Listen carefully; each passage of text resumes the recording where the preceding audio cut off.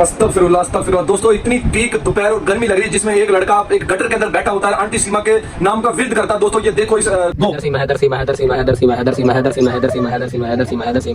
Hello क्या कर रहे हो दोस्तों? बड़ी खबर, बड़ा खुलासा। दोस्तों आंटी सीमा ने नित्रपाल से कल रात को फिर फाइटिंग की। दोस्तों आंटी सीमा ने नित्रपाल की धोती पकड़ के खींच दी। दोस्तों मैं थंबनेल में लगाऊंगा दोस्तों, इसकी तफसील जानिए इस वीडियो में। अस्सलाम वालेकुम दोस्तों, जैसा कि आप जानते हैं राशिद बाबा जी, उम्मीद होगी सारे बहन भाई खैरियत से होंगे। दोस्तों आपकी खिदमत में हाजिर है नई अपडेट के साथ। दोस्तों बड़ी खबर, बड़ा खुलासा। दोस्तों आंटी सीमा इस टाइम पे बहुत पागल हुई है, आंटी सीमा बौखलाई हुई है क्योंकि एपी सिंह से कुछ नहीं हो रहा। एपी सिंह ने हार मान ली है। बिल्कुल दोस्तों, आप दोस्तों ने सही सुना। दोस्तों आंटी सीमा ने पपीता रानी से लड़ाई की, आंटी सीमा ने नित्रपाल से लड़ाई की। दोस्तों आंटी सीमा ने नित्रपाल से क्यों लड़ाई की? दोस्तों आंटी सीमा ने नित्रपाल की धोती पकड़ के खींची। दोस्तों आंटी सीमा नित्रपाल से क्यों लड़ाई करी? क्योंकि आंटी सीमा बौखलाहट का शिकार बन चुकी है। आंटी सीमा जहनी टेंशन लेके परेशान है, आंटी सीमा बीमार हो चुकी है। बिल्कुल दोस्तों, आप दोस्तों ने सही सुना। दोस्तों आंटी सीमा अब कुछ नहीं कर सकती क्योंकि एपी सिंह ने हार मान ली है, तो आंटी सीमा भी हार मान चुकी है। दोस्तों इस केस के अंदर एक और बड़ा खुलासा आया है, जो आंटी सीमा का कहने तो ये है कि आंटी सीमा का अंकल है, आंटी सीमा का वो चाचा है। अगर दोस्तों वो आंटी सीमा का चाचा है तो आंटी सीमा के खिलाफ क्यों ऐसे बयान दे रहा है कि वो एक बदजलन है, वो एक भगोड़ी है और वो भगोड़ी है, भगोड़ी ही रहेगी। हैदर भाई की आंखों में मर्चेंट, हैदर को धोखा देती रही थी और वो हम सबको धोखा देती रही थी और धोखा दे के वो वहां से भागी। दोस्तों ये बात तो सच है।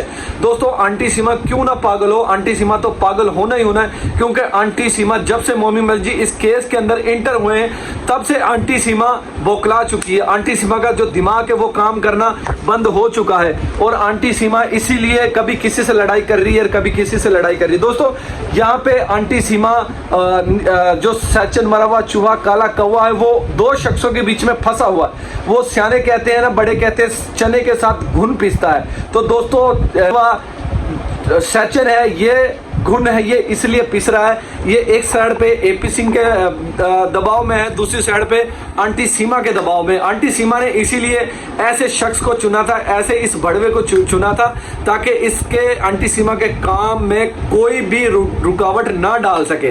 दोस्तों आंटी सीमा के लिए यही एक भड़वा काम आया था, जो मरा हुआ चूहा काला कौवा, उसने इसीलिए इसको चुना था क्योंकि आंटी सीमा के कोई काम में रुकावट नहीं डाल सकता और ना डाल सकता है क्योंकि ये भड़वा है। अगर ये मर्द होता या इंसान होता, इसको पता होता कि मैंने अगर इसके प्यार के लिए भगोड़ी आई होती तो ये भगोड़ी इसके ऊपर ही शुक्र शबर करके बैठी होती। तो दोस्तों वो बाहर क्यों मुंह मारती फिर रही है ये भगोड़ी? दोस्तों नित्रपाल से आखिरकार क्यों लड़ाई की?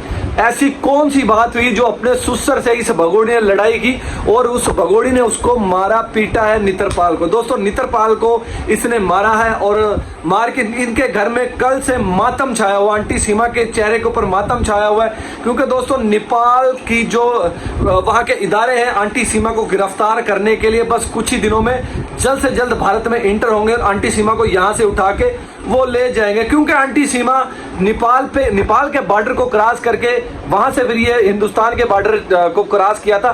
तो ये नेपाल के बॉर्डर वालों ने, नेपाल की जो वहां के पुलिस एहलकार हैं, उन्होंने इस चीज की मोमी मलिक जी ने उनको इन चीज की एक दरखास्त लिख के दे दी कि इस भगोड़ी को आप गिरफ्तार करें और इसको जेल में डालें। दोस्तों ऐसा ही होगा, इस भगोड़ी को नेपाल की बॉर्डर वाले पहले इसको जेल में डालेंगे, पहले इसको वहां पे सजा होगी, उसके बाद इसको इंडिया के भारत के लिए डिपोर्ट कर दिया जाएगा, फिर इसको भारत में सजा होगी।